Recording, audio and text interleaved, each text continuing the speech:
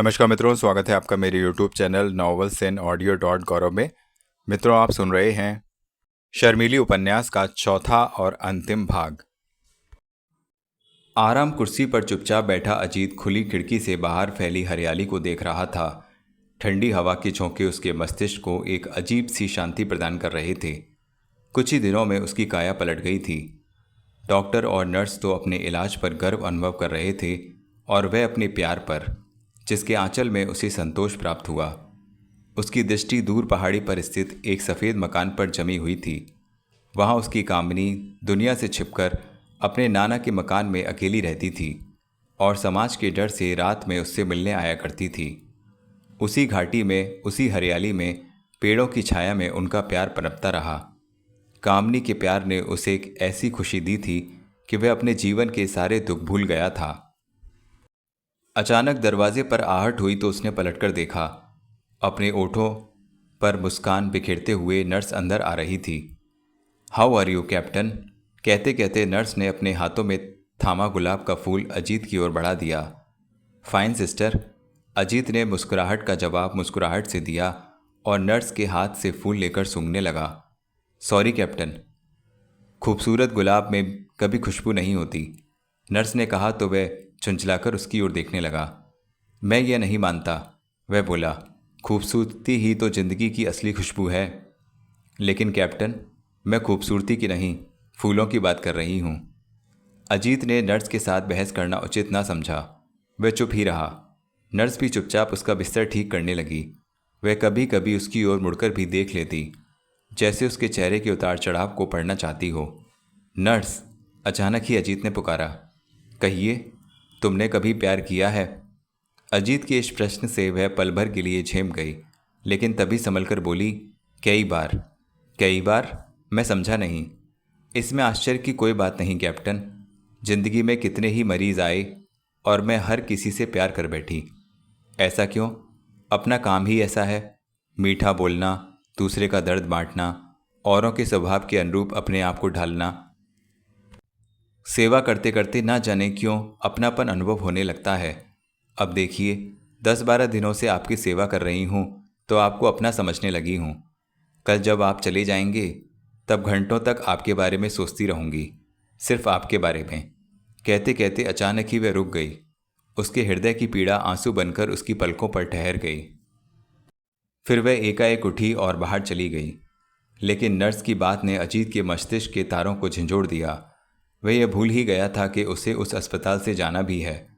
कामनी के साथ मुलाकात की यह शायद आखिरी रात थी। यह सोचकर वह परेशान हो उठा और घड़ी की सुइयों की ओर देखने लगा। घड़ी की सुइयां घूमती रहीं और वह घड़ी भी आ पहुंची जब वह आने वाली थी, लेकिन वह ना आई। अजीत कुर्सी छोड़कर कमरे में टहलने लगा। उसकी दृष्टि बार बार खिड़की के उस पार झरने पर ठहर जाती, जहां हर रात कामनी उससे मिलने के लिए आती थी। आज दूर दूर तक उसका कोई पता न था। चांदी में हर चीज़ दिखाई दे रही थी, लेकिन उसका प्यार जैसे कहीं खो गया था। वह इसी परेशानी में आराम कुर्सी पर बैठा और पहाड़ी पर स्थित उस सफ़ेद मकान को देखने लगा जहाँ से कामनी उससे मिलने आया करती थी। उस सूने मकान में आतिशदान के पास बैठी कंचन एक स्वेटर बुन रही थी। वह अपने जीवन के बारे में तरह तरह की कल्पनाएं कर रही थी। उसकी आंखों की पुतलियों में आतिशदान के शोलों की छाया पड़ रही थी। सर्दी पूरे यौवन पर थी और बाहर हवा के तेज झोंके नीरव चांदनी को छेड़ रहे थे। क्यों बेटी, क्या सोच रही हो? फादर जोसेफ ने कंचन के कमरे में आकर उसे गुमसुम देखा तो प्रश्न कर दिया। कुछ नहीं बाबा। तो उठो, देर मत करो, अजीत तुम्हारी राह देख रहा होगा। बाबा, आज हम नहीं जाएंगे। क्यों? हम कामिनी बनते बनते थक चुके हैं। अब आप हमें अपने घर ले चलिए। पागल ना बनो बच्चन, तुम्हारे सहारे उसे नई जिंदगी मिली है। डॉक्टर हैरान हैं कि वह इतनी जल्दी अच्छा कैसे हो गया। अब तुम उसे जिंदगी का दान देकर मौत की खाई में फेंक देना चाहती हो? नहीं बाबा, उन्हें जिंदगी देते देते हम खुद अंधेरी खाई में जा गिरे हैं। प्यार का नाटक करते करते हमें अपने आप से नफरत हो गई है। यह नाटक नहीं, सच्चाई है। यह मत भूलो कि वह तुम्हारा पति है। कामनी के जिस रूप पर वह मरता है, तुमने उसी रूप से उसे घायल किया है। अगर उसे कामनी की आत्मा से प्यार होता तो वह तुम्हें देखते ही पहचान लेता कि तुम वह नहीं हो। याद रखो, जिस दिन वह सच्चाई जान जाएगा तुम्हारे कदमों पर आ गिरेगा। कंचन, वह जिंदगी के उजालों में कदम रख रहा है। इस वक्त तुम उससे मुंह मत मोड़ो। तुम्हें अपनी पूजा और मेरी मेहनत की सौगंध। तुम उससे मिलती रहो। जाओ। तभी दरवाजे पर कोई आहट हुई तो फादर जोसेफ चौकन्ने हो गए। उन्होंने झटपट अपने आप को अंधेरे कमरे में छिपा लिया और धुंधले शीशे से बाहर झांकने लगे।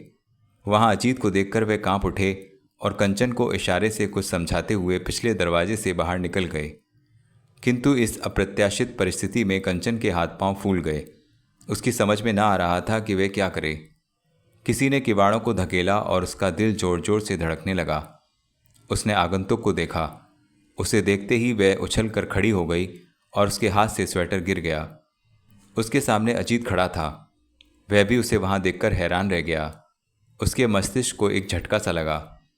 कंचन ने अपने सिर को ढका और उसके पांव छूने के लिए आगे बढ़ी तो अजीत तेजी से पीछे हट गया। तुम रहती हो यहाँ? वह पूछ उठा। हमने सुना था आपकी तबीयत ठीक नहीं, देखने के लिए चले आए। कब? आज शाम को। यह मकान हमारे नाना जी का है। कंचन को अचानक ही वहां पाकर अजीत कुछ घबरा सा गया। वह जाने लगा तो कंचन ने आगे बढ़कर उसे रोक लिया और कहा, ठहरिए, थोड़ा आराम तो कर लीजिए। आराम? मेरी जिंदगी का सारा सुख और आराम तो तुमने छीन लिया। अब मैं मर भी जाऊं तो तुम्हें क्या? छी छी, ऐसे बुरे बोल ना बोलिए। रहने दो, मुझे तुम्हारी हमदर्दी की कोई ज़रूरत नहीं। हम आपको यूं न जाने देंगे। तुम्हारी यह हिम्मत? हट जाओ मेरे सामने से। कहते कहते अजीत ने उसे धक्का दिया और वह लड़खड़ाकर फर्श पर गिर गई। अजीत तेजी से बाहर जाने को बढ़ा, लेकिन अभी वह दरवाजे तक ही पहुंचा था कि किसी की हंसी ने उसके कानों को छेद दिया। वह रुक गया और पलटकर देखने लगा। कंचन को हंसते देखकर उसे बड़ा अजीब सा लगा। वह उसकी आंखों की गहराई में झांककर कुछ पढ़ना ही चाहता था कि वह खुद ही खोल उठी। थैंक यू अजीत, आज अपनी कामनी को कंचन के रूप में देखकर मार डालने का फैसला कर लिया था क्या? यह क्या मजाक है? मजाक नहीं, इम्तिहान। कंचन बनकर देख रही थी कि कहीं तुम डबल रोल तो नहीं कर रहे। लेकिन आज विश्वास हो गया कि तुम सिर्फ मेरे हो, अपनी कामनी के। अब अजीत से ना रहा गया। उसने लपक कर उसे अपनी बाहों में भर लिया। कल से मेरी आंखें तुम्हें देखने को तरस रही हैं। वह कहने लगा, आज तुम क्यों नहीं आई? बताओ, क्यों नहीं आई? कल आप चले जाएंगे। सोचा आज यह मोह तोड़कर देखूं। तोड़ सकोगी? नहीं, लेकिन एक रास्ता खोज लिया है मैंने। कौन सा? मौत का रास्ता। कामिनी, खबरदार जो फिर कभी ऐसा कहा। सोचती हूँ कितना बड़ा पाप कर रही हूँ मैं। खुद जल रही हूँ और अपनी बहन को भी जला रही हूँ। वह तो उसके नसीब में लिखा था। उसका नाम मत लो मेरे सामने। उसके बारे में सोचता हूँ तो मेरे मन में आग सी लग जाती है। सच? हाँ। यह सुनकर कंचन थोड़ी देर के लिए उदास हो गई। उसके लिए नफरत और कामनी के लिए चाहत अनुभव करते ही उसके दिल में एक नश्तर सा लगा, लेकिन उसने धीरज न खोया। वह पलटकर जाने लगी तो अजीत ने उसे अपनी ओर खींच लिया और पूछा, कहाँ जा रही हो? कपड़े बदलने। याद नहीं, आज आपने मुझे बाहर ले जाने का वादा किया था। ओह हाँ, लेकिन आज नहीं, कल लाला रुख रेस्तरां में डिनर के लिए। कल तो आप यहाँ से चले जाएंगे, अस्पताल से, लेकिन तुम्हारे दिल से नहीं। जानती हो, मुझे आराम के लिए 10 दिन मिले हैं और इन दिनों में कहीं भी जा सकता हूँ। तो कहाँ जाने का इरादा है? तुम्हारे पास रहने का, इसी जगह। यहाँ किसी ने देख लिया तो? वह घबराकर बोली, किसी को खबर तक ना होगी। कंचन ने इस मामले पर अधिक बहस ना की, लेकिन वह उसका फैसला सुनकर भयभीत हो गई। अजीत ने उसे एक नई उलझन में डाल दिया था। अब वह इनकार भी ना कर सकती थी। अगले दिन कंचन जब कामनी बनी कैप्टन अजीत के साथ लाला रुख रेस्तरां में बैठी नाच देख रही थी, तब अचानक ही टाइगर की दृष्टि उस पर पड़ी। उसने कंचन को नीचे से ऊपर तक देखा। वह नाच देखने में तल्लीन थी और उसका हर अंग फड़क रहा था। अजीत की दृष्टि से भी उसकी यह स्थिति छिपी न थी। टाइगर भी बार बार उसकी ओर देख लेता था। अचानक ही कंचन को न जाने क्या सूझा कि वह मुस्कुराकर नाच में शामिल होने के लिए उठ गई। अजीत ने उसकी ओर आश्चर्य से देखा पर उसके निवेदन को न ठुकरा सका। कंचन शायद उसे यह विश्वास दिलाना चाहती थी कि वह कामनी ही है, कंचन नहीं। वे जैसे ही भीड़ की ओर बढ़े वैसे ही टाइगर उनसे टकरा गया और कंचन का बटुआ फर्श पर जा गिरा। टाइगर ने तुरंत झुककर उसे उठाया और लौटाते हुए कहा, ओह आई एम सॉरी। पल भर के लिए कंचन की दृष्टि उसकी उखड़ी दृष्टि से मिली। तभी अजीत ने आगे बढ़कर उसे अपनी बाहों में ले लिया और कहा, कामनी डार्लिंग, लेट अस गो। वे दोनों भीड़ में खो गए और धुन पर थिरकने लगे। टाइगर अपने स्थान पर खड़ा कंचन को गौर से ताकता रहा। कंचन भी बार बार उसकी ओर चुपके से देख लेती। वह अपनी घबराहट को दबाने के लिए नाच की ओर अधिक ध्यान देने लगी। अजीत ने उसे उखड़े हुए पाया तो पूछ उठा, क्या बात है डार्लिंग? वह देखो कैसे घूर रहा है। कौन वह? वह तो इस रेस्तरां का मालिक है। तुम्हें बहुत दिनों के बाद देख रहा है, इसलिए शायद पहचानने का प्रयत्न कर रहा है। टाइगर ने उसकी घबराहट को भांपा और पलटकर रेस्तरां के भीतरी हिस्से की ओर बढ़ गया। तहखाने के जीने को पार करते करते उसके चेहरे का रंग बदलने लगा। कंचन ने उसे असमंजस में डाल दिया था। वहाँ से सीधा वह अपने प्राइवेट कमरे में पहुँचा। यह कमरा रेस्तरां के तहखाने में था। उसने परेशानी कम करने के लिए विस्की की बोतल निकालकर एक पैक बनाया और गटागट पी गया। तभी उसका ध्यान बाथरूम में चल रही फव्वारे की आवाज़ ने अपनी ओर खींचा। उसने दूसरा पैक बनाया और बाथरूम के दरवाजे तक जा पहुंचा। पानी की फुहारों से बाथरूम के शीशे धुंधले हो गए थे। कामनी डार्लिंग, टाइगर ने दरवाज़ा खटखटाते हुए पुकारा। यस डार्लिंग, उसे एक सुरीली आवाज़ सुनाई दी। टाइगर ने धीरे से दरवाजे के हैंडल को घुमाया। हैंडल घूमने लगा तो उसने ना जाने क्या सोचकर दरवाजे को अचानक खोल दिया।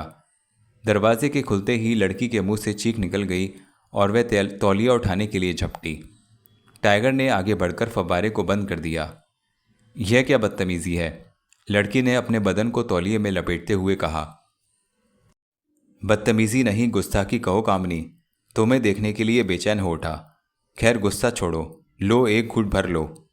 कामनी ने तेज नज़र से टाइगर को देखा और फिर विस्की का गिलास ओठों से लगा लिया। कामनी के शरीर पर अभी तक पानी की बूंदें चमक रही थीं। टाइगर ने दूसरा तौलिया उठाया और उसके भीगे शरीर को पोंछने लगा। आरबी वाले काम का क्या हुआ? कामनी ने अपनी आंखों में खुमार लाते हुए पूछा। वह काम आज हो जाएगा, सब बंदोबस्त कर दिया गया है, लेकिन इस काम में तुम्हें मेरी सहायता करनी होगी। वह कैसे? आरबी की बेटी बनकर तुम्हें उसके दफ्तर में जाना होगा, खाना लेकर। फिर टिफ़िन बॉक्स के ऊपरी हिस्से में एक कैमरा फिट है। आरबी तुम्हें कुछ डॉक्यूमेंट्स देगा। कैमरे की सहायता से तुम उन्हें फोटोग्राफी कर लेना। कहीं वह नहीं, वह धोखा नहीं दे सकता। उसकी मुट्ठी गर्म कर दी गई है। फिर मेरा वफादार नौकर बहादुर तो तुम्हारे साथ रहेगा। घबराने की कोई बात नहीं है। नहीं टाइगर, यह काम मुझसे ना होगा। कामिनी, वह अचानक चिल्ला उठा। तुम तो जानते हो कि वह मिलिट्री एरिया है। कहीं तुम्हारे अजीत की नज़र तुम पर ना पड़ जाए, यही ना? उसने मुस्कुराकर कहा। ओह शट अप, मैं बीते दिनों को भुला देना चाहती हूँ, लेकिन मैं भी क्या करूँ कामिनी। तुम्हारी पीठ का यह निशान मुझे वह क्षण याद करा देता है जब तुमने बेरहमी से मेरे कुंदन का खून कर दिया था। मैं जब भी इस दाग को देखता हूँ वह दुर्घटना मेरी आंखों के सामने घूम जाती है। तुम कहना क्या चाहते हो बॉस? कुछ नहीं, सिर्फ एक बात। अगर तुम कानून और पुलिस की नज़रों से ओझल रहना चाहती हो तो अपने टाइगर का साथ देती रहो। और देखो, आगे से मुझे कभी बॉस कहने की ज़रूरत नहीं। तुम्हें अब जीना है तो सिर्फ मेरे लिए। टाइगर ने लपककर उसका गाउन उसे थमा दिया और उसकी पीठ ठोकते हुए बाहर चला गया। कामनी जब कपड़े बदलकर बाहर आई तब टाइगर उस टिफ़िन बॉक्स की जांच कर रहा था। कामनी के आते ही उसने उसे कैमरा दिखाया और इस्तेमाल करने का तरीका बताने लगा।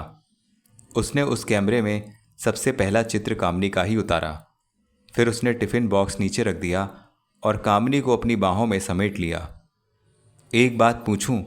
वह उसके बालों से खेलते हुए बोला। पूछो। तुम्हें कैप्टन अजीत की याद सताती है? मेरे ख्वाबों को कुरेदकर मजा लेना चाहते हो, यही समझ लो। तो सच कह दूं? कह दो।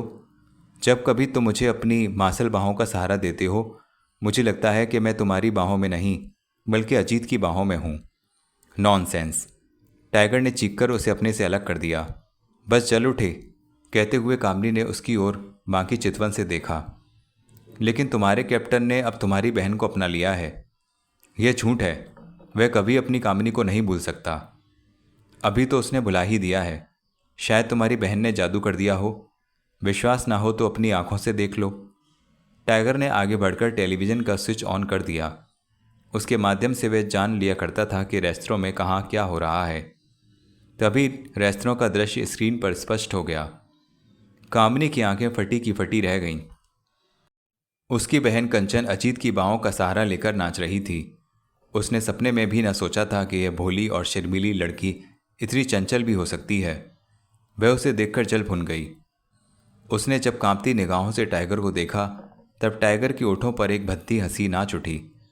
इस हंसी ने कामिनी के बदन में एक आग सुलगा दी और गुस्से में वह उंगलियों को तोड़ने लगी।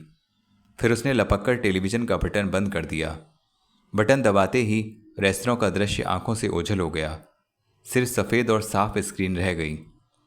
यही उसके जीवन का दर्पण था, एक ऐसा खोखलापन जो कभी पूरा नहीं हो सकता था।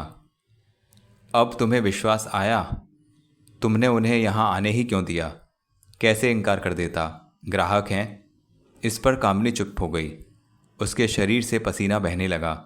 चेहरे पर रंग पीला पड़ गया। अब भी मेरी बात मान लो, टाइगर ने मुस्कुराकर कहा। उसे भूल जाओ जो तुम्हें भुलाकर किसी और की बाहों में झूल रहा है। लेकिन यह संभव नहीं। हर असंभव बात को संभव बनाना मेरा काम है। शायद तुम उस फिल्म का मूल्य नहीं जानती जो तुम आज आरबी की सहायता से प्राप्त करोगी। वह हमारे जीवन भर के लिए काफ़ी होगी। वह कैसे? उसे दुश्मनों के हाथ बेचकर हम ये धंधा छोड़ देंगे और किसी दूसरे देश में जा बसेंगे। मैंने सारा इंतज़ाम कर दिया है। अब तुम जल्दी से तैयार हो जाओ। यह अवसर हाथ से नहीं जाना चाहिए। टाइगर के जाने के बाद कामिनी अजीब उलझन में फंस गई। वह अपनी आत्मा का सौदा करके एक ऐसे भंवर में फंस गई थी जिसमें से निकलना कठिन हो गया था। वह टाइगर की उंगलियों पर नाचने के लिए विवश थी। उसने टिफ़िन बॉक्स पर दृष्टि डाली और फिर टेलीविज़न की खाली स्क्रीन को देखने लगी। उसने अपने ऊपर नियंत्रण रखने की भरपूर कोशिश की, लेकिन उससे रहा ना गया और उसने टेलीविज़न का बटन एक बार फिर दबा दिया। स्क्रीन पर रेस्तरों की भीड़ दिखाई देने लगी। उस भीड़ में उसने अपने प्रियतम को खोज निकाला। अजीत और कंचन थककर अपनी सीटों पर बैठे थे। वे बहुत खुश थे। तभी कामिनी की आंखों के सामने वे दृश्य घूम गए जब वह इसी तरह अजीत की बाहों में बैठा करती थी। फिर उसने साउंड मशीन को ऑन कर दिया और उनकी सीट के नंबर के बटन को दबाते ही उनकी आवाज़ सुनने लगी। कितनी प्यारी है आज की रात, कंचन ने कहा। आज की रात क्यों, हर रात कहो कामिनी। अपना नाम सुनते ही कामिनी चौंक पड़ी। फिर वह और गौर से उन दोनों की बातें सुनने लगी। वह यह जानकर चकरा गई कि कंचन कामिनी बनकर उससे प्यार कर रही है और अजीत भी उसे कामिनी ही समझता है। वह इस पहेली को न सुलझा सकी और काफ़ी देर तक उनकी बातों को सुनती रही। तभी उसके दिल में बदले की भावना ने जन्म लिया और वह तड़प उठी। अजीत बाहर रुका और बोला, मैं अंदर आ सकता हूँ सर? कर्नल राणा ने फाइल से निगाह उठाकर अजीत की ओर देखा, जो दरवाजे पर खड़ा उनके उत्तर की प्रतीक्षा कर रहा था। फिर उन्होंने उसे संकेत से अंदर बुला लिया। धीरे धीरे अजीत उठाते हुए कदम अजीत कर्नल राणा के पास आ ठहरा, लेकिन वह उसी फाइल में खोए रहे। अजीत ने सैनिक ढंग से सैल्यूट किया। बैठो, कर्नल राणा ने कहा, लेकिन उनकी निगाह फाइल से ना हटी। फिर कुछ देर चुप रहकर बोल पड़े, अजीब उलझन में फंस गया हूँ। कैसी उलझन सर? कुछ दिन पहले हमारी महत्वपूर्ण योजनाओं का भेद दुश्मनों ने पा लिया। कैसे? हमारे रिकॉर्ड रूम में दुश्मन के जासूस घुस आए, लेकिन वहाँ तो कड़ा पहरा रहता है। पहरा पराए लोगों के लिए होता है, अपनों के लिए नहीं। मैं समझा नहीं। यह काम आरबी के माध्यम से हुआ है। उसने धन के लालच में फंसकर सारी फाइलें फोटोग्राफ करने को दे दी। तब तो हम दुश्मनों का पता आसानी से जान सकते हैं। वह कैसे? आरबी को हिरासत में लेकर। उसने हमें इस बात का अवसर नहीं दिया। वह आत्महत्या कर चुका है। ओह, अजीत निराश होकर बोला। लेकिन यह रहस्य पता कैसे चला? हमारे सीक्रेट कैमरे की मदद से, जो रिकॉर्ड रूम में आरबी की निगरानी के लिए फिट किया गया था। कौन आया था उससे मिलने? एक नवयुवती आई थी। नवयुवती? अजीत आश्चर्यचकित रह गया। हाँ कैप्टन, उसने अपने आप को आरबी की बेटी बताया और भोजन लेकर वहाँ आ गई। उसके टिफ़िन कैरियर में कैमरा फिट था। ओ माय गॉड, वह गिरफ्तार हुई या नहीं? नहीं। जिस संतरी ने उसे गिरफ्तार करने का प्रयत्न किया उसे किसी की गोली ने अचानक ही मौत के घाट उतार दिया और वह नवयुवती खिड़की से झील में कूद गई। यानी वह भी डूब गई? नहीं, रात के अंधेरे में तैरकर बच निकली। बड़ी होशियार और चालाक है वह, जासूस जो ठहरी।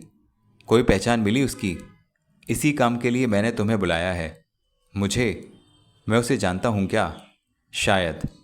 लोगों ने उस नवयुवती को अक्सर तुम्हारे साथ देखा है। इट्स इम्पॉसिबल कर्नल, अजीत हड़बड़ाकर बोला।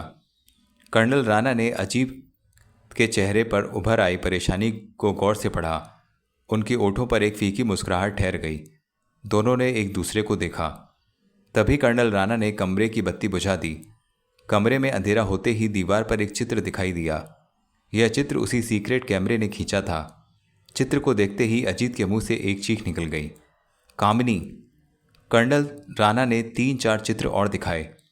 आरबी के कमरे का पूरा नक्शा और वह अंतिम चित्र जब संतरी ने उस नवयुवती को पकड़ लिया था। चित्रों को देखकर अजीत घबरा गया और उसके बदन से पसीना छूटने लगा। उसकी पुतलियां पथरा गईं।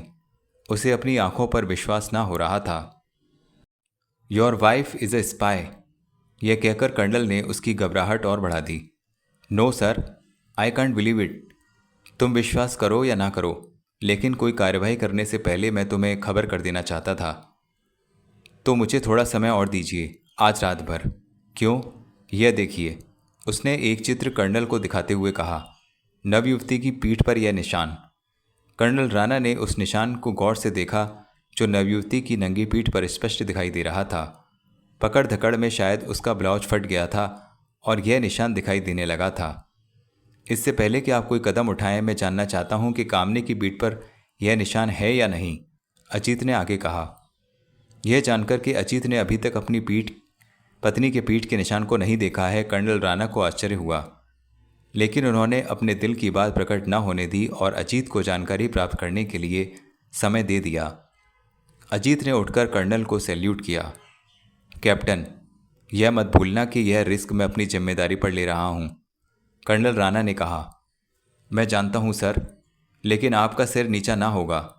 यदि कामनी ही वह जासूस है तो मैं उसे अपने हाथों से गिरफ्तार करके आपके हवाले कर दूंगा।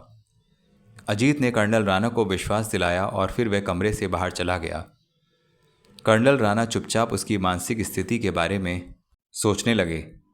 तभी उनकी दृष्टि दोबारा उस चित्र पर ठहर गई। पीठ का निशान अब पहले से स्पष्ट दिखाई देने लगा। अजीत जब कंचन के मकान के निकट पहुंचा तब शाम की स्याही में उस मकान की सफ़ेदी मटमैली हो चुकी थी। उसने जीप को थोड़ी दूर पर रोका और कुछ समय तक उस मकान को देखता रहा। कंचन के शयन कक्ष में प्रकाश था, लेकिन बाकी तमाम कमरे अंधेरे में डूबे हुए थे। वह जीप से उतरा और चुपचाप उस मकान की ओर चल पड़ा। उसने बाहर के दरवाजे पर दस्तक देना उचित न समझा और कुछ ही देर में वह खुली खिड़की से कूदकर अंदर पहुंच गया।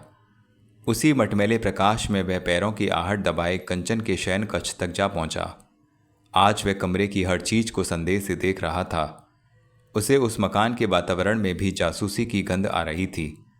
कामनी की दुर्घटना, मौत, फिर उसका यहाँ छिपकर अकेले रहना, प्यार का नाटक, एक के बाद दूसरा हर दृश्य, हर विचार उसके मस्तिष्क के तारों को झंझोड़ रहा था और उसका संदेह विश्वास में बदलने लगा था। उसे अपनी प्रियतमा दुश्मनों के फंदे में फंसी नजर आ रही थी। तभी उस चित्र का स्मरण करते ही उसका शरीर कांप गया। कमरे में टेबल लैंप का धुंधला प्रकाश फैला हुआ था। कंचन वहाँ ना थी, लेकिन उसके मधुर स्वर ने उसका पता बता दिया। वह बाथरूम में पानी की बौछार के नीचे गुनगुना रही थी। गीत और पानी के मिले जुले स्वर ने रोमांटिक रंग भर दिया था, किंतु अजीत पर उसका कोई असर न हुआ। उसके धैर्य का बांध टूटता जा रहा था। एक बार तो उसका जी चाहा कि धड़ाक से बाथरूम के किवाड़ खोल दे और उस निशान को देख ले, पर वह झिझक कर रह गया। उसने अपने आप को संभाला और मानसिक तनाव कम करने के लिए एक सिगरेट सुलगा लिया। थोड़ी ही दूर में कंचन बाथरूम से बाहर आ गई। उसके बदन पर सिर्फ नाइटी थी। धुंधले प्रकाश में उसका जवान और खूबसूरत बदन शोले की तरह भड़क रहा था। एक कोने में बैठा अजीत उसको बड़े गौर से देख रहा था।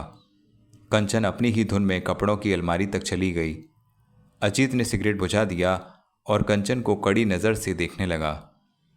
कंचन ने अभी अलमारी में चाबी घुमाई ही थी कि किसी आहट को सुनकर वह चौंक पड़ी। पल भर के लिए उसकी सांस रुक गई थी। उसने पलट कर देखा।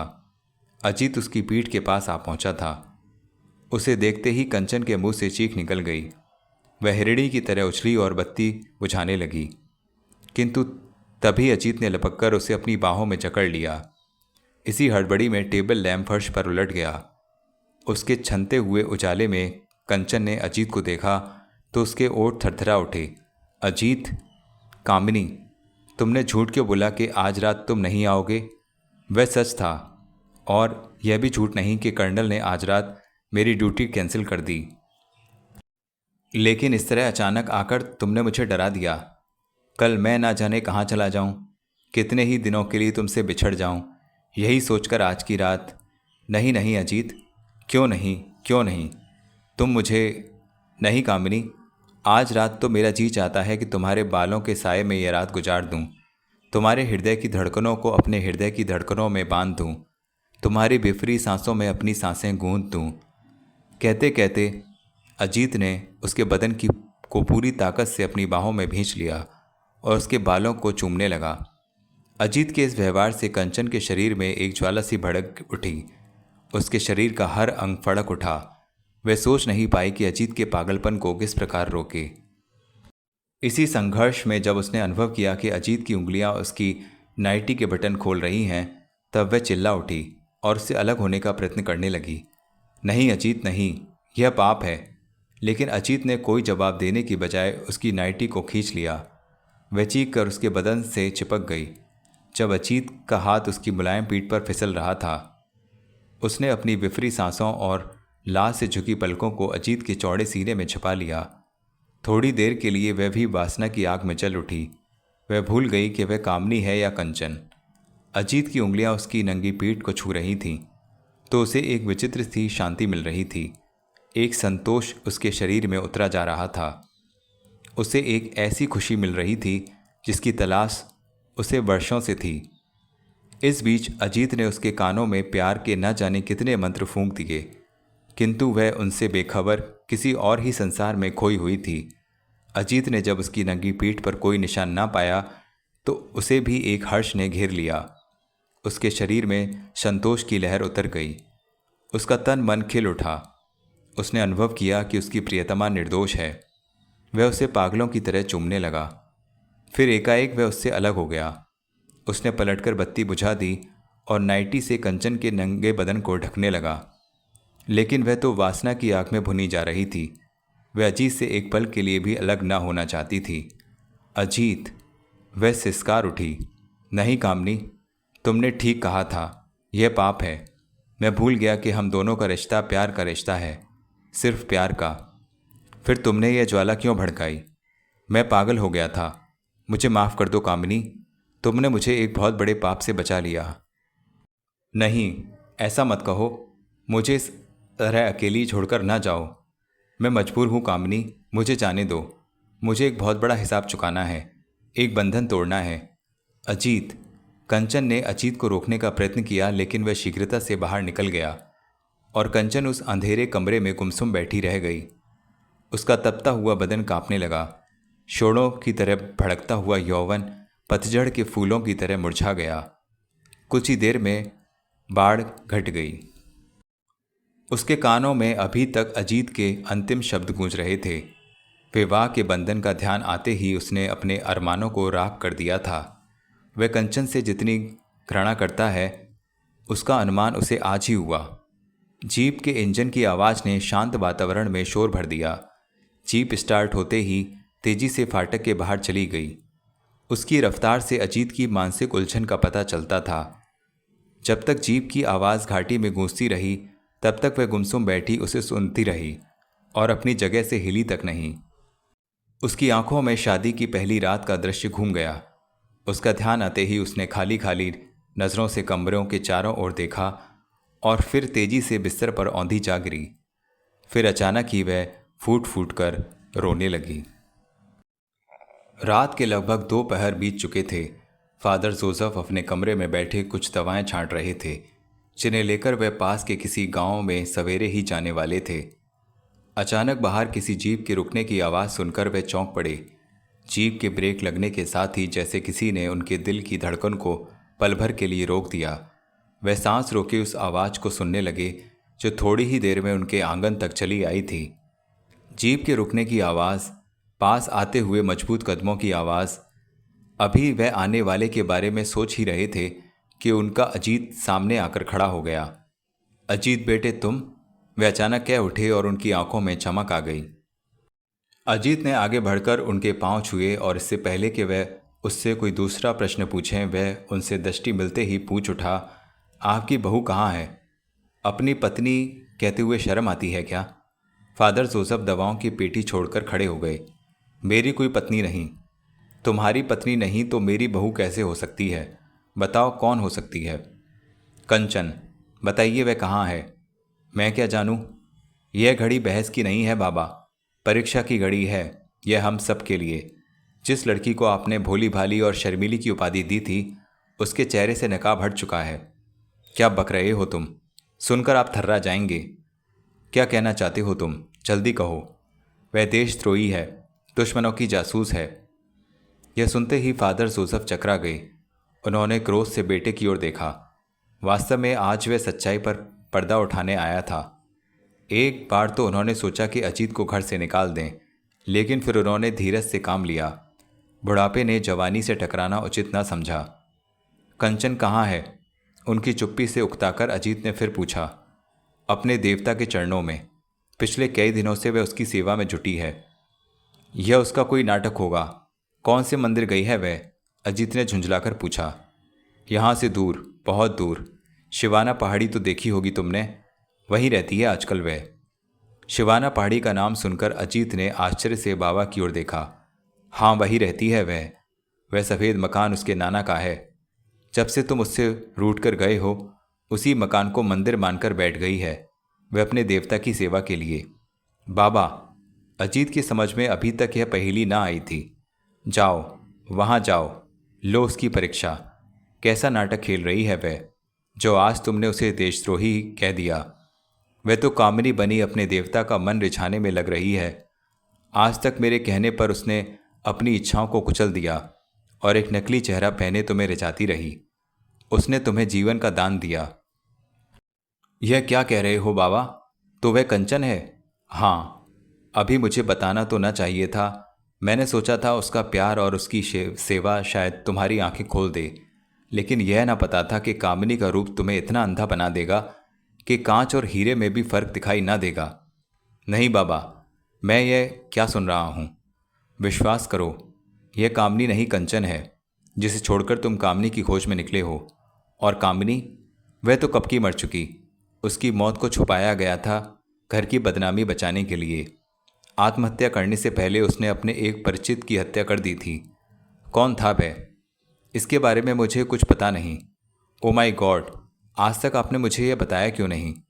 बेटे के जीवन को बचाने के लिए। बाबा, बाबा मुझे माफ़ कर दो। कहते कहते अजीत की आंखों में आंसू भर आए और वह बाबा से लिपट गया। फिर संभलते हुए बोला, तो बाबा एक काम करो। क्या? जल्दी से कोट पहन लो। आपको मेरे साथ चलना होगा। कहाँ? पुलिस चौकी। क्यों? यह फिर बताऊंगा, रास्ते में बता दूंगा। समय बहुत कम है और उलझन बहुत बड़ी।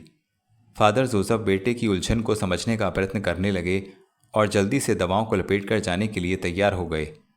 अजीत, जो अभी तक कामिनी और कंचन की पहेली में उलझा हुआ था, बाबा से नज़र हटाकर कमरे की दूसरी चीज़ों को देखने लगा। हर चीज़ पहले की तरह अपनी जगह पर थी। उसे लगा जैसे एक ही झटके में किसी ने उसे सपनों से जगाकर वास्तविकता के संसार में लौटा दिया। कंचन रात भर सो न सकी। रोते रोते उसकी आंखें सूज गईं। सवेरा होने में अभी कुछ देर थी, लेकिन वह अजीत के लौटने की आशा छोड़ चुकी थी। आज वह अपनी दूसरी नादानी पर पछता रही थी। प्यार की उम्मीद में वह उसे लगातार धोखा देती रही। कामिनी के रूप में वह उसके मन को रिझाती रही। वह जानबूझकर खुद को पाप की उस खाई में ढकेल चुकी थी जहां से निकलना उसके लिए सरल ना था। अचानक फिर अजीत के शब्द उसके मस्तिष्क पर प्रहार करने लगे। उसका रोम रोम कांप उठा। अजीत शायद सदा के लिए उस पवित्र बंधन को तोड़ने बाबा के पास गया था। उसे अगर यह पता चला कि कंचन ही कामिनी का नाटक करती रही है तो वह उसे कभी माफ़ ना करेगा। उसकी घृणा भयंकर रूप धारण कर लेगी, उस पर फिर से पागलपन सवार हो जाएगा। उसे अजीत की कल्पना से ही डर लगने लगा। वह उसका सामना करने से कतराने लगी। यह सोचते ही उसने फैसला कर लिया कि वह अजीत के आने से पहले ही वहां से चली जाएगी, दूर कहीं उस जगह जहां उसे कोई ढूंढ ना पाए। अपनी जिंदगी का बोझ अब वह किसी पर भी डालना ना चाहती थी। यह निर्णय करते ही उसमें साहस जाग उठा। उसने एक पुराने अटैची में अपने कपड़ों को भर दिया। वह अलमारी में टंगे कामनी के उन कीमती और चमकीले कपड़ों को देखती रही जिन्हें पहनकर वह इतने दिन तक अपने पति के पास रह चुकी है। उसके सामीप्य ने जहां उसे संतोष दिया वहां आज व्याकुल भी कर दिया। बीती बातों को सोचते सोचते कंचन की आंखें भर आईं, लेकिन उसने आंसुओं को बहने न दिया और अलमारी के किवाड़ बंद कर दिए। अब वह कामनी की कल्पना से भी डर रही थी। वह अपनी अटैची उठाकर चल दी। उसने अभी जीने पर कदम रखा ही था कि वह वही मूर्ति बनकर रह गई। उसका सिर चकराने लगा। उसके हाथ से अटैची छूट गई। पैर कांपने लगे। गिरने से बचने के लिए उसने जीने का सहारा ले लिया। उसके सामने उसकी बहन कामनी खड़ी थी। कामनी तुम? उसके ओठ कांपे। कामनी, जो शायद काफी देर से बाहर के दरवाजे की चौखट का सहारा लिए खड़ी थी, आगे बढ़ आई और कंचन से दृष्टि मिलाते हुए बोली, कामनी नहीं, तुम्हारी कम्मो। तुम? अभी तक उसने आश्चर्य से कामनी को देखा जो विचित्र दशा में उसके सामने खड़ी थी। फटे कपड़े, उलझे बाल और चेहरे पर निराशा के पहरे। हाँ, मैं अभी तक जीवित हूँ। काश मुझे मौत आ जाती, कामनी ने कहा। लेकिन तुम थी कहाँ? कंचन ने पूछा और धीरे धीरे जीने का सहारा लेकर नीचे उतरने लगी। कामनी ने पलटकर दरवाज़ा बंद कर दिया और फिर कंचन के निकट आकर कहा, तुम्हें मुझसे डर तो नहीं लग रहा कंचन? अरे डर कैसा, अपनी बहन से कोई डरता है क्या? फिर यह पसीना, घबराहट, बिफरी सांसें। तुम्हें बहुत दिनों के बाद देखा है इसलिए। मेरा इतना ध्यान था तुमको? हाँ। तो फिर तुमने मेरा अधिकार क्यों छीन लिया? हमने नहीं, वह तो घर वालों ने किया है तुम पर अत्याचार। तुमने आकर विरोध क्यों नहीं किया? मैं लाचार थी। मेरा जीवन तो अब केवल आंसुओं की कहानी है। कहते कहते कामनी की आंखों में आंसू आ गए, किंतु उसने धीरज रखा और बहन के दर्द को जानने के लिए वह रुक रुक कर बोली, तुम क्या जानो उस दुर्घटना के बाद मुझ पर क्या बीती। जब होश आया तब देर हो चुकी थी। शादी की घड़ी बीत गई थी। घायल और परेशान अवस्था में भी मैं बड़ी कठिनाई से घर तक पहुंची। लेकिन लेकिन लेकिन क्या? कहा ना, वह घड़ी बीत चुकी थी। मैं वहां पहुंची तो तुम्हारा डोला उठ चुका था। कहते कहते उसका सर बोझिल हो उठा। उसने थमकर लटके हुए पर्दे का सहारा ले लिया। पलकों पर ठहरे आंसू छमछम बहने लगे। कंचन से उसकी यह दशा न देखी गई। वह लपक कर आगे बढ़ी और कामनी को अपनी बाहों का सहारा देकर तसल्ली देने लगी। अरे पगली मत बन, मत रो, पोंछ ले ये आंसू। अभी तक कुछ नहीं बिगड़ा। अब भी वे अपनी कामनी से ही प्यार करते हैं। उन्होंने हमको कंचन के रूप में कभी पसंद नहीं किया। आज तक हम तुम्हारे ही रूप में प्यार का नाटक खेलते रहे हैं। यह तुम क्या कह रही हो? वह सच जिससे तुम अपरिचित हो। अब यह रहस्य किसी भी दिन खुल जाएगा। सच्चाई जानकर वह फिर पागल हो उठेंगे, अपनी कामनी को याद करके। तुम चाहो तो अब अपने प्यार और जीवन दोनों को बचा सकती हो। वह कैसे कंचन? हमारी जगह लेकर। जो नाटक आज तक हमने खेला है उसको वास्तविकता में बदलकर। वह कामनी से प्यार करते हैं। हर घड़ी तुम्हारे सपने देखे हैं उन्होंने। तुम उन्हें मिल जाओगी तो उनकी जिंदगी संवर जाएगी। लेकिन तुम्हारा क्या होगा? वह तो हमने तुम्हारे आने से पहले ही सोच लिया था। क्या? मौत? नहीं कंचन, नहीं। अपनी जिंदगी के लिए मैं तुम्हारी मौत का कारण न बनूंगी। हमें तो वैसे भी मरना ही था, लेकिन कितने खुशनसीब हैं कि हम मरने से पहले दो प्रेमियों को मिला रहे हैं। कंचन। हाँ कम्मो, अब देर ना करो। वे किसी भी क्षण आ सकते हैं। वचन दो कि तुम हमें इस भंवर से निकाल लोगी। कहते कहते कंचन का दिल भर आया और उसकी सांस बोझिल हो गई। उसने भावुक होकर अपना चेहरा कामनी के सीने में छुपा लिया और रोने लगी। कामनी ने उसके दर्द को समझना चाहा। वह उसके आंसुओं को पोंछने लगी, लेकिन उसका मन कहीं और था। वह सोच रही थी कि कंचन का कहना मानकर वह केवल कंचन को ही मुक्ति नहीं देगी, बल्कि खुद को भी उस भंवर से निकाल लेगी जिसमें वह महीनों से फंसी हुई थी। कुंदन की हत्या करके टाइगर के जाल में फंसना और न जाने कितने अपराध वह उस भंवर में छोड़कर निकल सकती थी। उसका मस्तिष्क बिजली की तेजी से काम करने लगा। वह तुरंत कोई निर्णय कर लेना चाहती थी। इस अवसर को हाथ से न देना चाहती थी, किंतु हिम्मत न हो रही थी। क्या बात है कम्मो, तुम चुप क्यों हो? कंचन ने अपने आंसू पोंछते हुए कहा। मैं सोच रही थी, यह संभव नहीं। क्यों संभव नहीं? यह तुम न समझोगी। मुझे बहुत बड़ा उत्तरदायित्व निभाना है। अगर उनका काम ना हुआ तो वे लोग मेरा पीछा करेंगे, मुझे मार डालेंगे। कौन लोग? जिनके साथ मैं काम करती हूँ, जहाँ मैंने आश्रय पाया है। क्या काम है वह? वे डॉक्यूमेंट्स पहुँचाने हैं इसी समय, वरना मेरी ज़िंदगी खतरे में पड़ जाएगी। लाओ, हम पहुँचा देंगे। अब हम तुम्हारा अभिनय अच्छी तरह कर लेते हैं। वे भी न जान पाएंगे कि असली कामिनी कौन है। सच? कामिनी की आंखों में चमक आ गई। कंचन ने गर्दन हिलाकर समर्थन कर दिया और शीघ्रता से कामिनी को अपने कमरे में ले गई। उसने उसके सामने कपड़ों की अलमारी खोल दी और जल्दी जल्दी ढेर सारी बातें समझाने लगी। उसने वे सारी बातें उसे बता दी जो अब तक उसके और अजीत के साथ हुई थीं। कामिनी चुपचाप जब सुनती रही थी, किंतु भय से उसका हृदय धड़क रहा था। फिर भी वह अपने चेहरे से कुछ प्रकट न होने दे रही थी। कंचन ने अचानक उसके गंभीर चेहरे को देखा और कहा, यह क्या रोनी सूरत बना रखी है? कहा ना, हम तुम्हारा काम कर देंगे, वादा रहा। मुझे तुम पर पूरा भरोसा है, लेकिन यह काम इतना सरल नहीं है। क्यों? क्या करना होगा? ये डॉक्यूमेंट्स लेकर तुम्हें जहाज से उड़ना होगा। बेरूत जाने वाला जहाज 10 बजे छूटता है। उसमें तुम्हें एक व्यक्ति नीले सूट में मिलेगा। वह तुर्की टोपी और सफ़ेद मफलर भी पहने होगा। कौन है वह? मेरा बॉस, टाइगर। हमें उसके साथ, हाँ, तुम उसी जहाज में यात्रा करोगी। ये डॉक्यूमेंट्स तुम्हारे पास ही रहेंगे। रास्ते में तुम प्रकट करोगी कि तुम दोनों में कोई जान पहचान नहीं। फिर बेरूत पहुंचकर वह सब संभाल लेगा। यह लो अपना टिकट और पासपोर्ट। कामनी ने अपना बैग खोलकर टिकट और पासपोर्ट दिखा दिया और फिर वह बैग उसे थमा दिया। कंचन जाने की तैयारी करने लगी। कंचन, जो एहसान आज तुमने मुझ पर किया है। कामनी ने कुछ कहना चाहा, लेकिन कंचन ने आगे कहने से रोक दिया। एहसान हमने नहीं, तुमने किया है कम्मो। अब हमारा जीवन तो संवर गया समझो। जब दो तड़पती आत्माएं मिल जाएं, तब हम कितने खुश होंगे, बता नहीं सकते। कहते कहते वे अपने आंसू पी गई और कामनी से अलग हो गई।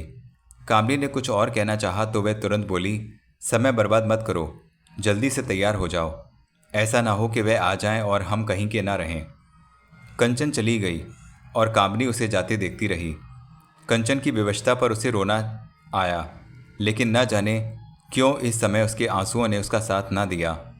अपने मस्तिष्क की परेशानी को कम करने के लिए उसने कुर्ते की जेब से सिगरेट का पैकेट निकाला, लेकिन पैकेट से पहले उसके हाथ में वह पिस्तौल आ गया जो उसने होशियारी से अपने बैग में से निकाल लिया था। उसने वह पिस्तौल फिर से अपने वस्त्रों में रख लिया और सिगरेट सुलगाकर ओठों से चिपका लिया। सिगरेट के धुएं से उसने छल्ला बनाया तो उसे लगा कि उसके घेरे में जकड़ी उसकी बहन दूर चली जा रही है। फिर अपनी इस सफलता पर वह मुस्कुरा उठी। सामने लगे दर्पण में उसने अपनी सूरत को देखा। कुछ ही महीनों में वह कितनी बदल गई थी। फिर उसने अपनी बालों की लटों को संवारने का प्रयत्न किया और शोक रंग की एक साड़ी लेकर नहाने को चली गई।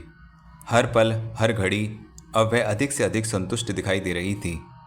ठीक 10 बजे जब बेरूत जाने वाला हवाई जहाज उड़ जाएगा, तब उस उड़ान के साथ ही मेरी ज़िंदगी का रंग भी बदल जाएगा। सोचते सोचते उसने नल खोल दिया तो टब में पानी भरने लगा। 10 बजने में अभी 15 मिनट बाकी थे। अजीत ने अपनी जीप मकान के बाहरी हिस्से में पार्क की तो कामनी की रगों में दौड़ता हुआ खून जम गया। कुछ देर पहले ही उसने फ़ोन करके पता लगाया था। बेरूत जाने वाला जहाज़ ठीक समय पर उड़ रहा था, लेकिन अजीत पहले ही आ जाएगा उसने यह ना सोचा था। वह जल्दी से संभलकर सोफे पर बैठ गई और साड़ी का पल्लू ठीक कर लिया। फिर जैसे ही अजीत अंदर आया, उसने अपनी घबराहट पर काबू पाया और ओंठों पर मुस्कान लाते हुए कहा, हाय अजीत। सॉरी डार्लिंग, मुझे देर हो गई। वह तो तुम्हें अक्सर हो जाती है। तुम क्या जानो इंतज़ार की तड़प क्या है। इस तड़प का नाम ही तो इश्क है। आई मीन लव, प्यार। क्या बात है, आज बड़ी महक रही हो। आज मैं बेहद खुश हूँ अजीत। खुश तो आज मैं भी हूँ। तुमने पूछा नहीं मैं तुम्हें छोड़कर कहाँ गया था, क्यों गया था। कहीं भी जाओ लौट कर आओगे तो मेरे ही पास। ओह आई सी, इतना विश्वास है अपने आप पर। क्यों ना हो। अच्छा मैं बताता हूँ कि तुम्हें मैं रात भर कहाँ था। कहाँ थे? कंचन से मिलने गया था। कंचन का नाम सुनकर उसका शरीर पल भर के लिए कांपा। उसने चेहरे के बदलते रंग को अजीत ने भी अनुभव किया, लेकिन उसने निगाह हटा ली और पूछा, तुम्हें खुशी नहीं हुई यह सुनकर? खुशी? इसमें खुशी की क्या बात है। अजीत उसके पास आ गया, लेकिन वह उससे कतराने लगी। अजीत ने अपनी उंगलियों से उसके ओठों को छुआ और कहा, मैं समझ गया। मेरा वहाँ जाना तुम्हें अच्छा नहीं लगा। नहीं तो मैं तुम्हें रोक भी कैसे सकती हूँ। इसलिए ना कि विवाह का बंधन तोड़ने का साहस मुझ में नहीं, लेकिन आज मैंने फैसला कर लिया है। किस बात का? यह बंधन अब मैं ना तोड़ूंगा। फिर मेरा क्या होगा? वह हड़बड़ाकर पूछ बैठी। जानती हो मैंने उसे गिरफ्तार कर लिया है। कहते हुए अजीत ने उसे अपनी बाहों के घेरे में जकड़ लिया और अपनी ओर खींचने लगा, पर कामरी ने अपने आप को अलग कर लिया और घबराकर बोली, अजीत अब ज़्यादा ना बनो कंचन, तुम्हारा भेद खुल गया है। मैं सोच भी ना सकता था कि मुझे पाने के लिए तुम इतने दुख सहोगी। तुमने रूप बदलकर मुझे सुख दिया और मैं तुम्हें दुख देता रहा, तड़पाता रहा, प्यार के बदले नफरत देता रहा, तुम्हें ठुकराता रहा। कामनी उसकी बातों को सुनकर पहले तो चकित रह गई, फिर घबराहट पर काबू पाते हुए कांपती आवाज़ में बोली, तो आज आप वास्तविकता जान गए। हाँ कंचन, लेकिन तुम कांप क्यों रही हो? यह डरी डरी सूरत, उदास आवाज़, क्या बात है? Why are you so cold? खुशी जब हद से गुजरती है तब घबराहट बन जाती है। उसने अपने थिरकते होठों को दांतों से दबाया और प्यार से अजीत के सीने पर अपना सिर टिका दिया। अजीत ने उसे अपनी बाहों का सहारा दिया और कहा, विश्वास करो कंचन, मैं सब जान गया हूँ। अब डर कैसा? You are my wife. महीनों से बिछड़ी कामनी ने कुछ क्षणों के लिए कंचन के रूप में अजीत को गले लगा लिया। वह जलन और डर से जकड़ी उस घड़ी को कुछ और लंबा कर देना चाहती थी। वह जान गई थी कि जिस भंवर से निकलकर वह बाहर आना चाहती थी, उस भंवर ने अब कोई नया रूप धारण कर लिया है। उसने अपने शरीर को अजीत के शरीर से सटा दिया और प्यार के उस छोर तक पहुंचने का प्रयत्न करने लगी जिस ओर शायद वह फिर कभी न जा सके।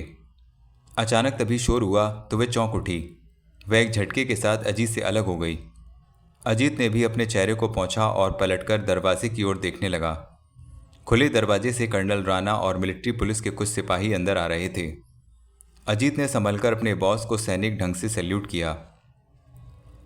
आई एम सॉरी कैप्टन, मैं अधिक देर तक इंतजार ना कर सका, कर्नल राणा ने आगे बढ़ते हुए कहा। कामनी ने मन ही मन कर्नल की बात का मतलब निकालने का प्रयत्न किया और फिर वहां से चुपचाप खिसकने लगी। Oh you sweet girl, colonel Rana ने कामनी को संकेत से रोका। आपसे तो हम मिलने ही आए हैं श्रीमती अजीत। हाँ कर्नल साहब, यही है मेरी पत्नी, लेकिन वह नहीं जिसे आप समझ रहे हैं, अजीत बोला। मैं समझा नहीं। यह कामनी नहीं है, मेरी पत्नी है कंचन। तो आज तक कामनी और कंचन की पहेली में उलझा है, वह क्या जाने कि कामनी कौन है और कंचन कौन।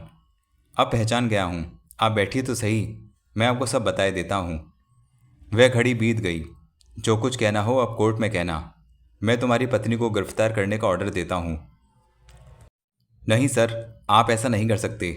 आप विश्वास कीजिए, मेरी कंचन ऐसी नहीं है। लीजिए, मैं अभी आपको इसका प्रमाण देता हूँ। आप इसकी पीठ का निशान देख लीजिए। कहते कहते अजीत कामनी की ओर घूमा। वह भय से थरथर काँप रही थी। फिर उसने उसकी साड़ी का पल्लू खींच लिया और कर्नल के सामने उसकी पीठ नंगी करने लगा। यह देखकर कामनी सहम गई। उसने अजीत को एक धक्का दिया और अपने आप को उससे अलग कर लिया। प्लीज़ कंचन, ये लोग तुम्हें मुजरिम समझ रहे हैं। यह सुनकर कामनी घबरा उठी। Oh no! अजीत ने उसे दोबारा पकड़ना चाहा, लेकिन वह बिजली जैसी फुर्ती से ऊपर वाले जीने पर चली गई। उसी खींचातानी में कामनी के कपड़ों में छिपा हुआ पिस्तौल फर्श पर आ गिरा। अजीत ने लपककर उसे उठा लिया। कामनी ना रुकी तो मिलिट्री पुलिस के आदमियों ने उसे गोली का निशाना बनाना चाहा। कर्नल ने अजीत की ओर देखा। वह पिस्तौल का मुआयना कर रहा था। I told you captain, she is a spy. Ajit ने अपने अफसर की बात का कोई जवाब ना दिया और पिस्तौल थामे पागलों की तरह जीना चढ़ गया। कर्नल और मिलिट्री पुलिस के 2 सदस्य उसके पीछे पीछे भागे। अजीत ने धड़ाम से कमरे का दरवाज़ा खोला और उस बाथरूम के पास जाकर रुका जिसमें घुसकर कामनी ने अंदर से दरवाज़ा बंद कर लिया था। अजीत ने उसे पूरी ताकत से झंझोड़ा और कामनी से बाहर आने को कहा, लेकिन कामनी ने कोई उत्तर न दिया। अजीत को अभी तक विश्वास न हो रहा था कि वह कामनी है। पिस्तौल देखकर उसके मस्तिष्क में संदेह अवश्य पैदा हो गया था। इस पर भी कामनी बाहर ना आई तो उसने जोर जोर से दरवाज़ा पीटना आरंभ कर दिया। फिर अचानक उसकी दृष्टि कमरे के उस कोने में जा ठहरी जहाँ सिगरेट का एक अधजला टुकड़ा रखा था। उसने झुककर सिगरेट उठाया और उसका ब्रांड देखकर चौंक गया। टुकड़े के सिरे पर लिपस्टिक भी लगी हुई थी। अब उसका संदेह धीरे धीरे विश्वास में बदलने लगा। अजीत ने घृणा और क्रोध से बाथरूम के दरवाजे को देखा और पिस्तौल का निशाना बांधकर उसके भीतरी ताले को तोड़ दिया। फिर सैनिकों की सहायता से किवाड़ को ढकेल कर तोड़ा गया और वह भी अन्य लोगों के साथ बाथरूम में चला गया। उसने कामनी को देखा तो उसके मुंह से चीख निकल गई। वह पानी के टब में औंधी पड़ी थी। अजीत ने शीघ्रता से उसे टब से बाहर निकाला। पानी के बुझे हुए बुलबुलों ने यह प्रकट कर दिया था कि कामनी आत्महत्या कर चुकी थी। उस भयंकर दृश्य को देखकर अजीत पागल हो उठा और उसी पागलपन में उसने सामने उसके भीगे हुए ब्लाउज को फाड़ दिया। उसकी नंगी पीठ पर घाव के निशान को देखकर उसके ओठ थरथरा उठे और वह कांपती आवाज़ में बोला, क्या कंचन? नहीं कैप्टन, कर्नल राणा ने उसके कंधे पर हाथ रखते हुए कहा। यह कंचन नहीं, कामनी है, दुश्मनों की जासूस। तो कंचन कहाँ है? इसने उसको दुश्मनों के जाल में फंसा दिया था। यह आप कैसे कह सकते हैं? हमने तुम्हें सबूत के लिए समय जरूर दिया था, लेकिन तुम्हारे हर कदम पर हमारा पहरा था। तुम कंचन के पास आए, उसकी पीठ पर निशान ना पाकर और हमें खबर दिए बिना तुम फादर जोसेफ के पास गए, फिर वहाँ से पुलिस चौकी। We have got our ways and means. वह तो सब इसी सिलसिले में था। शायद आप नहीं जानते कि कामिनी एक दुर्घटना में मर चुकी थी, केवल दुनिया के लिए, अपने लिए नहीं। वह दुश्मनों का साथ दे रही थी। लेकिन आप तो, हम खुद अंधेरे में थे। हमें तुम्हारी पत्नी कंचन उर्फ कामनी पर ही संदेह था, लेकिन उसके त्याग ने सारा भेद खोल दिया। कैसा त्याग? अपने जीवन का त्याग।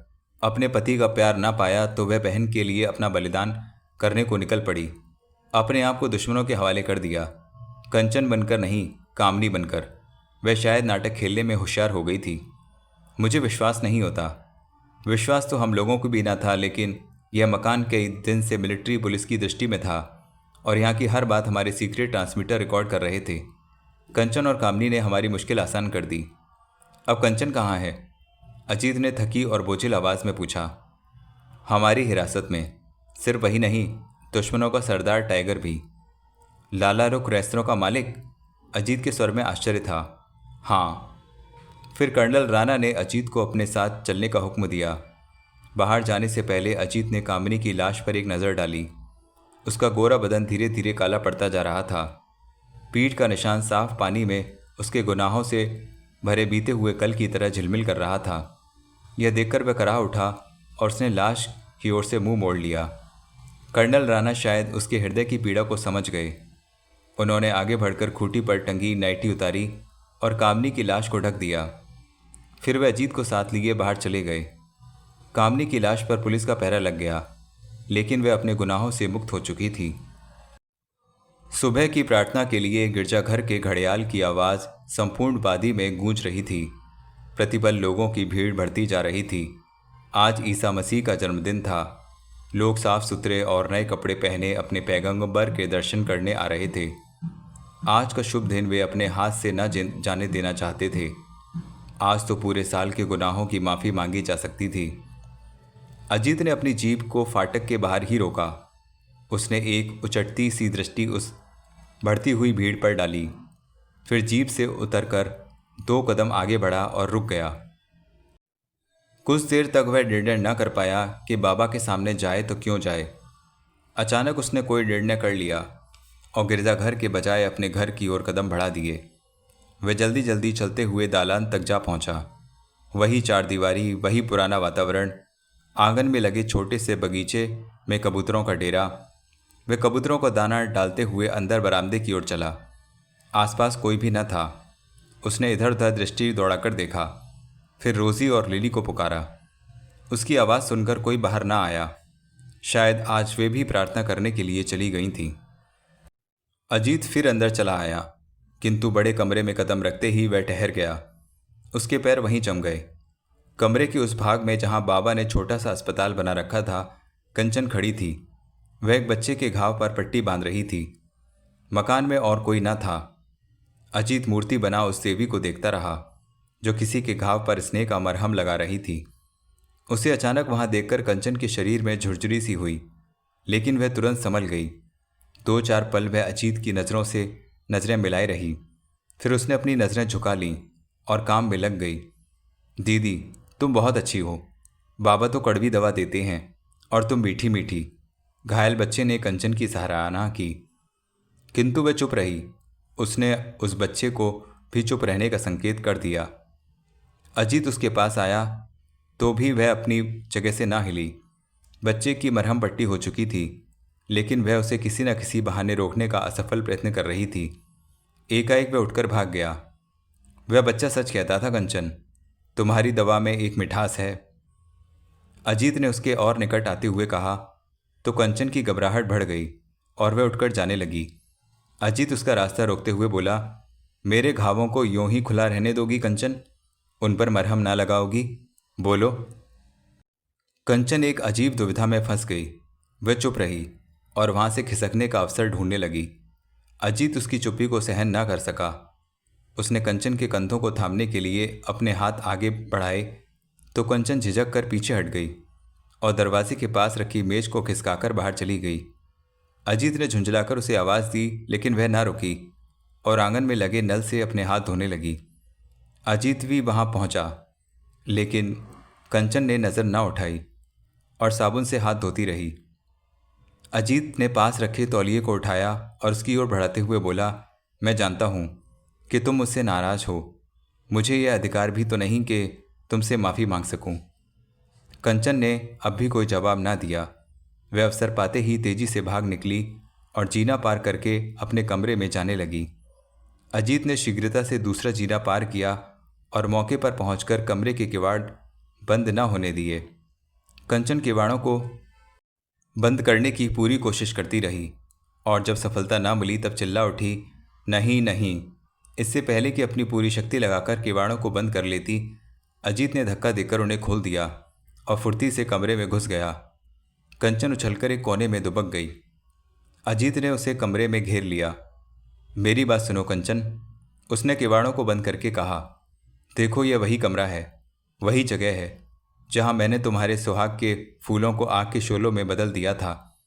तुम्हारे सुनहरी उजालों को अंधेरी की चादर में ढककर मैंने कितना अत्याचार किया था। याद है ना वह रात जब मैंने तुम्हें कांटों की सेज पर तड़पने के लिए छोड़ दिया था? जब तुम्हें सब याद है तब क्यों आए हो यहाँ? उन यादों को भुलाने के लिए, कांटों की कसक को फूलों की महक में बदलने के लिए। वह चुप खड़ी रही, गुमसुम और सहमी सी। अजीत उसके और पास आ गया और गिड़गिड़ाते हुए बोला, तुमने जिंदगी में मुझसे सब कुछ मांगा, अधिकार, मान, प्यार, लेकिन मैं जानता हूँ कि मैंने तुम्हें कभी कुछ नहीं दिया। आज भी मैं तुम्हें कुछ देने नहीं, लेने आया हूँ। तुमसे एक निवेदन है मेरा, बोलो मानोगी? कहते कहते अजीत उसके बिल्कुल पास आ गया। कंचन ने झुकी हुई पलकों को मुश्किल से उठाया और अजीत को देखा। वह सिर से पांव तक पसीने में डूबा हुआ था और एक हारे हुए जुआरी की तरह उसके सामने खड़ा था। हाँ कंचन, वादा करो, मुझे दान दोगी? बोलो ना, क्या चाहिए तुम्हें? उसके ओठ थरथराए। इस तरह नहीं, पहले वादा करो कि इनकार तो नहीं करोगी। अजीत ने आगे बढ़कर उसके हाथ अपने हाथों में ले लिए और मासूम निगाहों से उसकी आंखों में झांकने लगा। कंचन चुप रही। उसकी समझ में ना आ रहा था कि क्या आवाज दे। अजीत ने अपने प्रश्न को दोहराया तो उसने बस गर्दन हिला दी। तो वादा रहा? हाँ, उसके थिरकते ओठों ने बड़ी मुश्किल से कहा। मुझे एक अवसर और दो कि मैं तुमसे प्यार का दान ले सकूं, केवल एक अवसर। वह रुकते रुकते बोला। यह सुनकर कंचन के धीरज का बांध टूट गया। उसने लपक कर अपने आप को अजीत की बाहों में छोड़ दिया और उसके सीने से चिपक कर फूट फूट कर रोने लगी।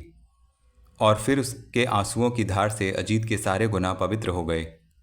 दूर घाटी में अभी तक गिरजाघर के घड़ियाल की आवाज़ गूंज रही थी।